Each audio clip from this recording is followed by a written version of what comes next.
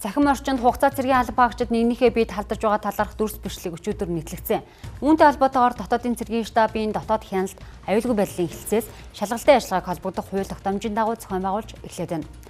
За мөн гэмт хэрэг зөрчлийн шинжтэй үйлдэл байгаа эсэхийг шалгахад Сонгон архин дүүргийн цагдаагийн газрын 1-р хэлтсийн шуурхай бүрэлдэхүүн хойшлуулшгүй ажиллагаа явуулж байгаа мөн.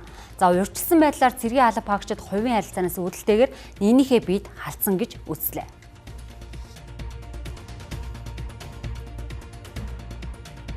Тэр албаагчдыг шүүх шинжилгээний ерөнхий газрын харьяа шүүх эмнэлгийн байгууллагад одоогоор үзүүлж амжсан байж байна. За дараагийн дугаартанд бас тухайн цэргүүдээ бид нар бас эрүүл мэндийн эрсдлүүд үүсэшгээ тогтоолгохоор төрийн тусгай албаагчдын нэгдсэн эмнэлэг давхар бас шинжилгээ нь үзлэгт хамруулж байна. Дөрвийн бус харьцааг бид нар бол ерөөсө хизээч энэ батлан хамгаалах систем, дэвсгэр түвшин, дотоодын зэрэг, хөлийн зэрэг ямар ч байгууллага энийг хүлээн зөвшөөрдөг. Энийг ихлэ та нар ойлго.